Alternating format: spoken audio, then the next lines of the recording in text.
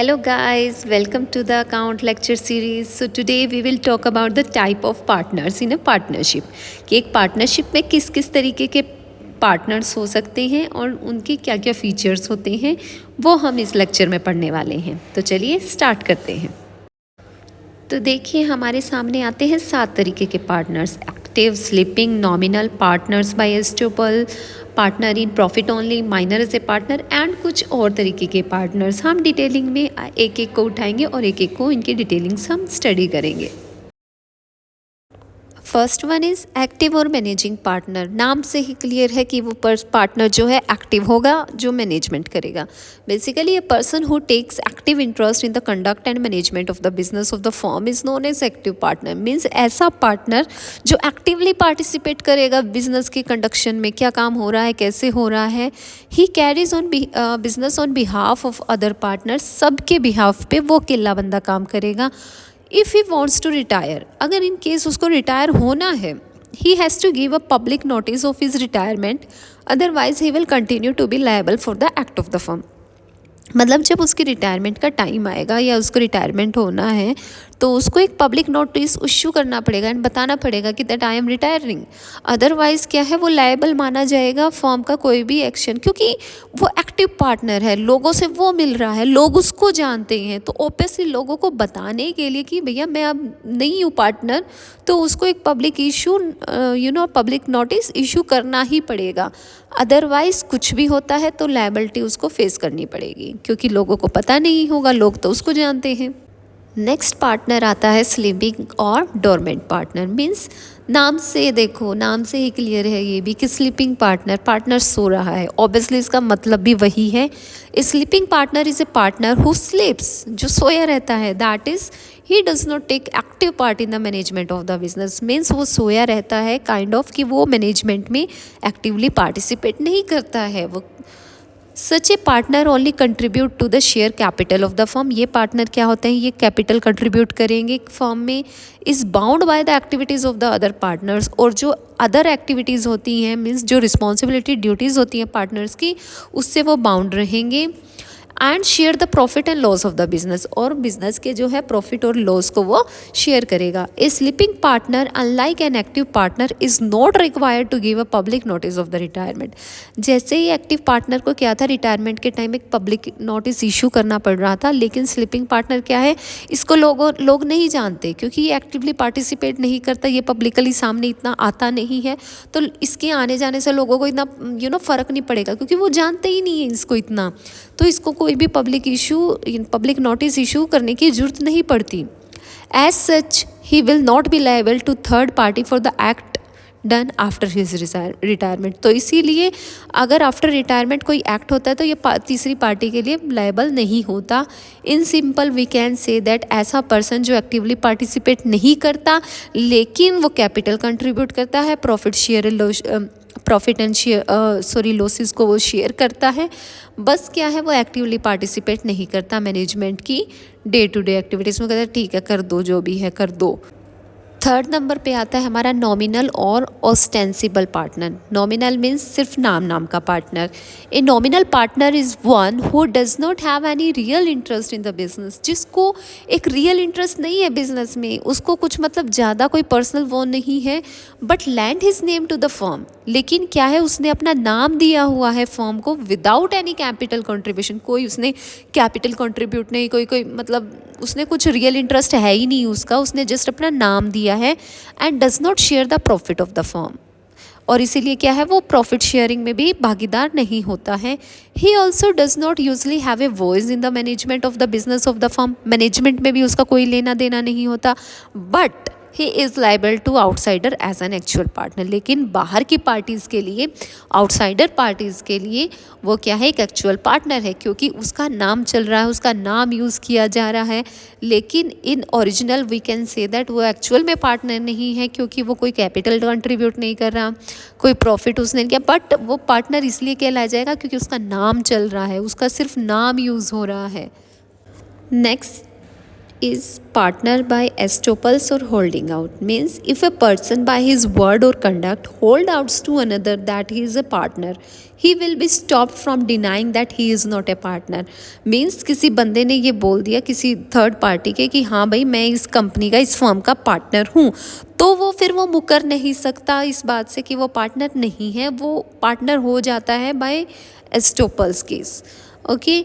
The person who thus become liable to third parties to pay the debts of the firm is known as holding out partner. और वो partner क्या है, third party के लिए liable हो जाता है जब उसने तीसरी पार्टी के सामने ये बोला कि चलो आप इन्वेस्ट कर दो जो भी होगा, मैं फॉर एग्जांपल उसने बोल दिया कि आप भैया इन्वेस्ट कर दो कुछ भी लॉस होगा मैं आपको पे करूँगा, मैं यहाँ का पार्टनर हूँ. ओके. तो वो इस बात में इसको डिनाई नहीं कर सकता. अगर वो पार्टनर नहीं निकलता है बाद में तो क्या है, वो थर्ड पार्टी के लिए लाइबल होगा. जो उसके डेब्ट होंगे वो पार्टनर उसको पे आउट करेगा. So there are two essential conditions for the principle of holding out. तो बेसिकली दो प्रिंसिपल फॉलो अप किए जाते हैं होल्डिंग आउट के लिए. First one is the person to be held out must have made the representation by word, written or spoken or by conduct that he was a partner. Means अगर first person ने ये बोला हो तीसरी party के सामने कि हाँ मैं पार्टनर हूँ इसका, चाहे उसने वर्ड से बोला हो चाहे उसने रिटर्न फॉर्म में दिया हो, वट एवर ये होना चाहिए, उसने मतलब उसकी तरफ से पहल होनी चाहिए. The other party must prove that he had knowledge of the representation and acted on it, for instance gave the credit. और दूसरी पार्टी के सामने ये प्रूफ होना चाहिए कि उसने बोला था. वो प्रूफ उसको खुद लेके आना पड़ेगा, वो कैसे भी लेके आए. वो उसको वो तो बोल देगा कि भाई मैंने नहीं बोला, लेकिन अगर दूसरी पार्टी ये बोल रही है कि इसने बोला था तो उसको प्रूफ दिखाना पड़ेगा कि हाँ इसने ये बात बोली थी कि वो पार्टनर है, और आज हमें पता लग रहा है कि ये एक्चुअल में तो पार्टनर है ही नहीं. अगर उसके पास प्रूफ है तो वो पर्सन लायबल होता है जो भी डेब्ट्स होते हैं उनको पे आउट करने के लिए थर्ड पार्टी से. So that is partner by estoppels और होल्डिंग आउट. मीन्स आपने यूं ही जुबान से बोल दिया कि हाँ मैं पार्टनर हूँ, तो बाद में आप उसको डिनाई नहीं कर सकते. Next is partner in profit only. Means ऐसा पार्टनर जो सिर्फ प्रॉफिट में भागीदार रहेगा, लॉस में नहीं रहेगा. When a partner agree with the other that he would only share the profit of the firm and would not be liable for the losses, he is known as partner in profit only. Means partner जो सिर्फ profit में हिस्सेदारी लेगा लेकिन loss होंगे या कोई भी लायबिलिटी होगी तो उसके लिए वो जिम्मेदार नहीं होगा. तो ऐसे पार्टनर को हम बोलते हैं partner in profit only. Next category is minor as a partner. Minor कौन होता है? माइनर एक ऐसा पर्सन होता है जो अभी 18 ईयर्स का नहीं है. तो बारी आती है कि भाई माइनर भी एक पार्टनर हो सकता है. ए partnership is created by an agreement. हमें पता है कि पार्टनरशिप का जन्म कैसे होता है, एग्रीमेंट से होता है. या तो वो पर्सन लिख के एग्रीमेंट करते हैं या एक दूसरे से बोल के करते हैं. And if one partner is incapable of entering into A conduct. लेकिन एक ऐसा पर्सन है जो एंटर नहीं कर सकता किसी कॉन्ट्रैक्ट में या एग्रीमेंट में क्योंकि उसकी एज नहीं हुई है 18. So he can not become a partner. तो वो पार्टनर नहीं बन सकता.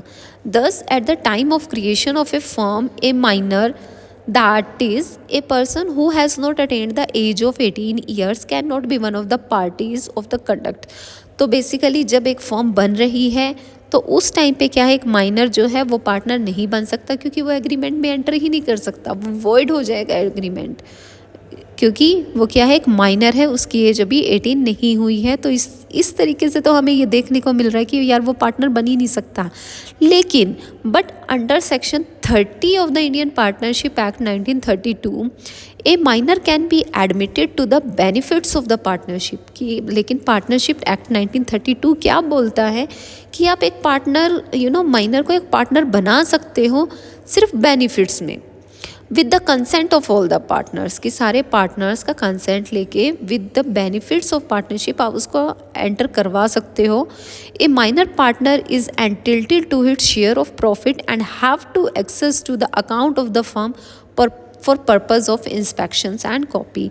तो वो जैसे अदर पार्टनर होते हैं वो भी इसी तरीके से होगा, वो प्रॉफिट में शेयर में हिस्सा लेगा और वो उसके पास राइट होंगे कि वो जो कंपनी के जो बुक्स हैं, डॉक्यूमेंट्स हैं, अकाउंट्स हैं, उनको वो इंस्पेक्ट कर सके और उनकी कॉपी ले सके.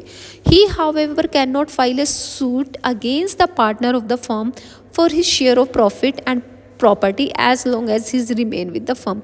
लेकिन उसके पास क्या है कि वो उनके खिलाफ केस फाइल नहीं कर सकता जब तक वो उनके साथ इन्वॉल्व है, जब तक वो फर्म का पार्टनर है। His liability in the firm will be limited to the extent of his share in the firm। उसके जितना शेयर है फर्म में उसकी लाइबिलिटी वहीं तक ही सीमित रहेंगी। And his property can not be attach by the creditors, और उसकी प्रॉपर्टी जो है क्रेडिटर्स के साथ अटैच नहीं की जाएंगी कि कोई भी अगर लेन देन है तो उसमें उसकी प्रॉपर्टी या उसके शेयर को नहीं छेड़ा जाएगा।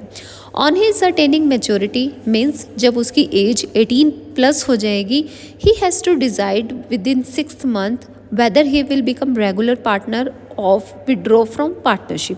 मीन्स जैसे ही वो 18 ईयर्स का हो जाएगा, अब उसके पास 6 महीने का टाइम होता है कि उसको डिसाइड करने के लिए कि वो इस फर्म का रेगुलर पार्टनर बने रहना चाहता है या फिर अपना हिस्सा विड्रॉ कर देना चाहता है।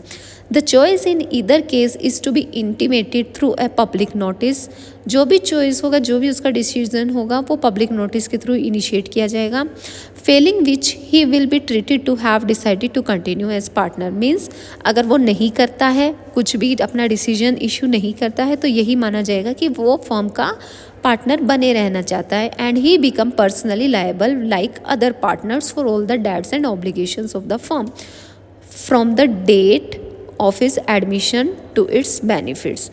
तो जैसे ही मतलब अगर वो नहीं इशू करता है तो हम मान लिया जाएगा कि वो कंटिन्यू करना चाहता है एज ए पार्टनर, और जितनी भी लायबिलिटीज़ है, जितनी भी रिस्पॉन्सिबिलिटी डेट्स वाली होती है, लायबिलिटी होती है, वो उसकी लायबल हो जाएगा वो पर्सन, जैसे बाकी रेगुलर पार्टनर्स की ड्यूटीज़ और लायबिलिटीज़ बनती हैं।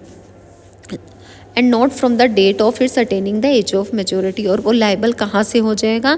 जब वो एंटर हुआ था पार्टनरशिप में एज ए माइनर, जब वो एंटर हुआ था, ना कि जब उसने 18 का हुआ था। तो वो फ्रॉम द स्टार्टिंग पॉइंट वो लाइबल हो जाएगा कंपनी के लिए, सारे डेट्स के लिए। He also become entitled to file a suit against other partners for his share of profit and property. और यहाँ पर फिर वो क्या है, अब उसके पास ये केस करने का भी राइट आ जाता है, क्योंकि वो पार्टनर बन जाता है तो वो दूसरे पार्टनर्स के खिलाफ केस फाइल भी कर सकता है कि अगर उसकी शेयर ऑफ प्रॉफिट या प्रॉपर्टी में कुछ भी कमी पेशी अगर उसको लगती है। तो सिंपल सी बात ये है कि माइनर जो है स्टार्टिंग में पार्टनर नहीं बनता है, अगर हम जनरल सेंस की बात करें। लेकिन पार्टनरशिप एक्ट 1932 अपने सेक्शन 30 में ये बोलता है कि आप माइनर को पार्टनर ले लेते हो एज अ बेनिफिट ओनली, और लेकिन उसके पास ये अधिकार नहीं होगा कि वो अपने पार्टनर्स के खिलाफ शिकायत दर्ज करे या केस फाइल करे। अब जैसे ही वो 18 ईयर्स का होगा, उसके पास 6 महीने का टाइम होगा कि अगर उसने इस फर्म में रहना है या नहीं रहना है। Okay, so that is minor as a partner. Partnership में कुछ और तरीके की भी पार्टनर्स होते हैं। Like in partnership form several other types of partners are also found, namely secret partners who does not want to disclose his relationship with the firm to the general public, outgoing partners who retire voluntarily without causing dissolution of the firm, a limited partner who is liable only up to the value of his capital contribution to the firm and the like। means sleeping partner, secret partner जो मतलब अपनी identity सामने नहीं लाना चाहते general public के, outgoing partner जो self retire हो जाते हैं, वॉलंटरी रिटायरमेंट हो जाते हैं फर्म के डिसोल्व होने का टाइम, मतलब without dissolution of the firm, and limited partner जिनकी लायबिलिटी लिमिटेड होती है, वहीं तक ही सीमित होते हैं जितना उन्होंने पैसा लगाया है उसके against personal property sell out करने या उस तरीके से वो लायबल नहीं होते हैं। So this is all about the types of partners in A partnership firm. तो इसी तरीके से हमारे पार्टनर्स हो सकते हैं। Thank you for the day and please subscribe our channel and share अगर आपने अभी तक सब्सक्राइब नहीं किया है। And if you need the detail notes, same name से हमारा इंस्टाग्राम चैनल है, आप वहाँ पर जाके हमें DM कर सकते हैं and you will get the detail notes of all the topics. Thank you.